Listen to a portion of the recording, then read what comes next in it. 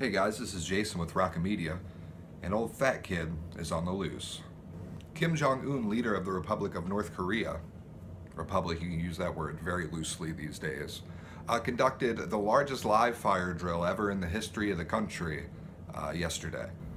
Here you can see a battalion of North Korean soldiers with brand new potato cannons, it looks like. Here's an image from the drill itself. As you can see, there's thousands of artillery placements lining up and down the beach. Now to them, this is a demonstration of their modern military might, but to the rest of the world, I mean, if they're prepared for anything, they're prepared for an invasion from an army circa 1948.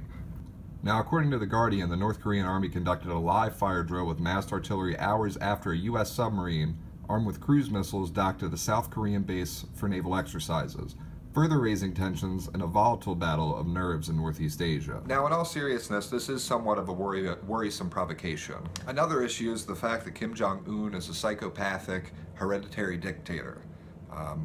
There really isn't much anybody can convince him outside of his circle that he isn't God Almighty, and he doesn't have the will and the strength and the power to do what he pleases, because he's constantly being reinforced from his own bubble, his own country, his own life, the fact that, you know, the whole of the population of North Korea is subservient. If you don't cry on command, you go to jail. Here's some footage of Kim Jong-il's funeral. Now, if you noticed a lot of the bad acting going on in the crowd here, yeah. Oh yeah, very sad. Oh, so sad.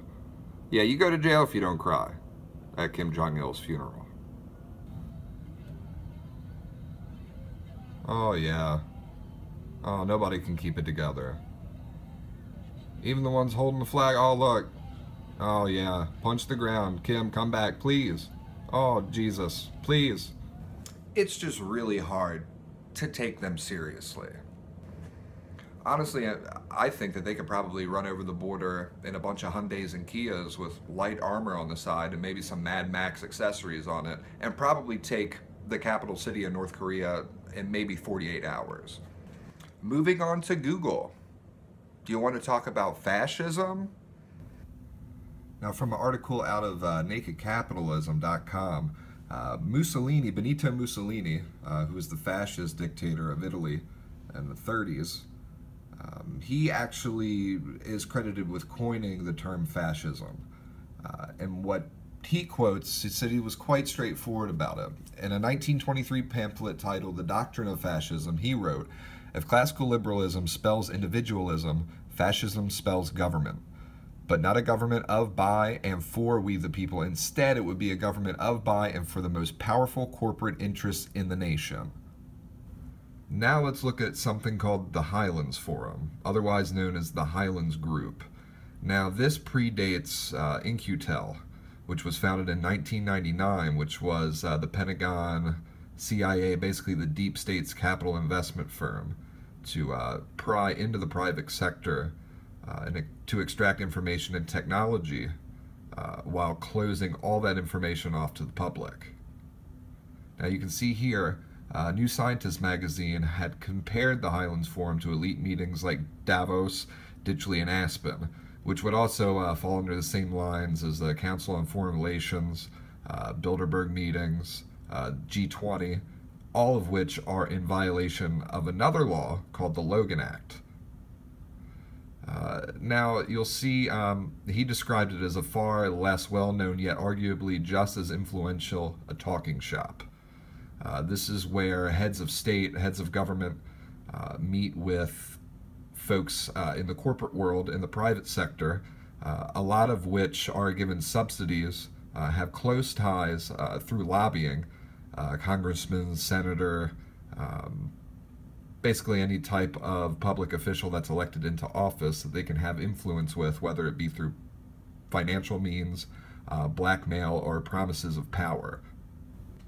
Referencing an Insurgents Intelligence article, in 1994, the same year the Highlands Forum was founded under the stewardship of the Office of the Secretary of Defense, the ONA and DARPA, two young PhD students at Stanford University, Sergey Brin and Larry Page, the founders of Google, made their breakthrough on the first automated web crawling and page ranking application. That application remains the core component of what eventually became Google's search service. Breen and Page had performed their work with funding from the Digital Library Initiative, a multi-agency program of the National Science Foundation, NASA, and DARPA, which are all government agencies.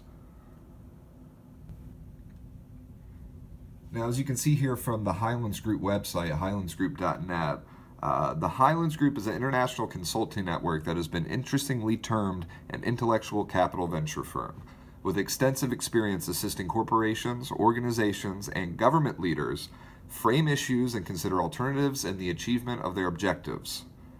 The Highlands Group is a leader in helping clients to explore the edges for new ideas and approaches, create new networks, manage creativity, and succeed. Now, if you look at how Google presents themselves with their really hip, fun environment of arrested development at their workplaces, that they advertise through movies and put out a narrative that they're real cool and they're looking out for your best interest. Who would have thought that they'd be the most fascist corporation to ever exist on the planet? Google was founded by the deep state through the military-industrial complex. Globalism. It wasn't founded to benefit the average person. Not in this country, not in any country. It was meant to create a centralized network of information that they could predict future events. They can predict how populations are going to react to certain types of political situations, different types of laws, different types of tragedies. It's hipster fascism. It's so great.